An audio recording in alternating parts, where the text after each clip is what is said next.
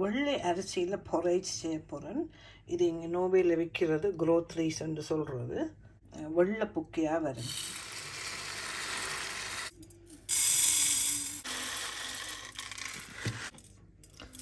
ரெண்டு கப் எடுப்போம்.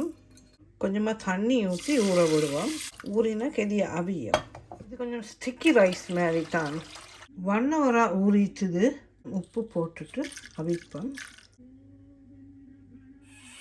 குக்கரை ஆஃப் பண்ணிட்டேன். ப்ரெஷர் அடங்க ஓப்பன் பண்ணுவோம்.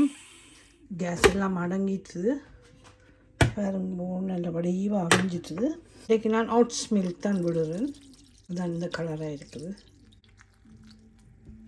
இன்னும் கொஞ்சம் நேரமாக அவிய விடுவோம். பால் கொதிக்க 5 நிமிஷம் பாலை போட்டு மூடி வச்சான். இப்போ கொஞ்சம் பட்டர் போடுறேன். பொரேஜ் ரெடி. வெள்ளைப்புக்கை இது இப்படி அங்கால இருக்கட்டும். இதுக்கு பேர் ரொம்ப க்ரோத்துன்னு சொல்கிறது. அப்படியே பேக்கெட்டில் இருக்குது. நான் உண்மையில் எல்லாம் செய்கிறது இது கொஞ்சம் அவசரத்துக்காக வேண்டி வச்சுக்கிறது தானே. இப்போ டேட் போகுது, அப்போ செய்வோம்னு வலிக்கிட்டு இருக்கிறேன். இதில் என்ன இருக்குன்றால் ரவை, பால், மா, கொஞ்சம் ஆயில், சீனி, உப்பு, ஜோகட். இதை எப்படி செய்கிறேன்னு போட்டிருக்குது.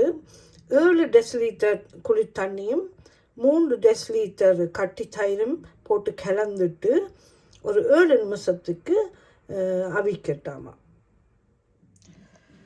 நான் இதில் போட்டிருக்கிற மாதிரி செய்யாமல் முதல் குளி தண்ணியில் மட்டும் அவிக்க போகிறேன்.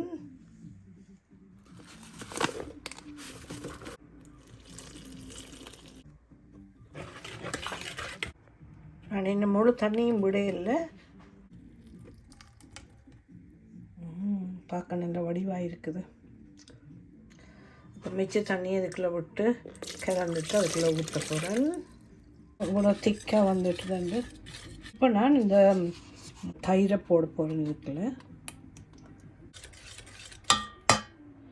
இப்போ ரொம்ப க்ரோத் செய்து முடிஞ்சிட்டுது. இது நோவேல ஸ்பேக்கு மாற்றிருந்தால் ஸ்மோக்ட் ரச்சியலோடு சாப்பிட்றது, இல்லாட்டி பிரேக்ஃபாஸ்ட் மாரி சாப்பிட்றது. ஆனால் நான் என்ன செய்ய போகிறேன்னுண்டா, அந்த இன்றைக்கு செய்த அந்த ஒயிட் பொரேஜ் இருக்குது தானே, அதை இதுக்குள்ளே கலக்க போகிறேன். எங்களுக்கு விருப்பமான மாதிரி செய்யலாம் தானே. என்ன இப்போ கொஞ்சம் கொஞ்சமாக இதில் போட்டு கலப்போம். இதுக்குள்ளேருந்து 1/3 பொரேஜ் இதுக்குள்ளே போட்டிருக்கிறேன். இதை நாங்கள் ரூபீஸ் ரொம்ப க்ரோத்துன்னு சொல்லுவோம். இந்த ரொம்ப க்ரோத்துக்கு பட்டர் நடுவில் வச்சுட்டு அதை சுத்த வர சீனி போட்டு ப்ரௌன் சுகர் போடுறேன். கொஞ்சம் கருவாம் தூவி சாப்பிட்றேன்.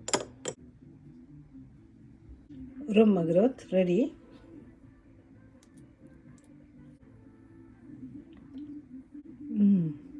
புளிப்பு, இனிப்பு, பட்டரியாக நல்ல டேஸ்ட்டாக இருக்குது. இது கொஞ்சம் போமாக தான் சாப்பிட்றது.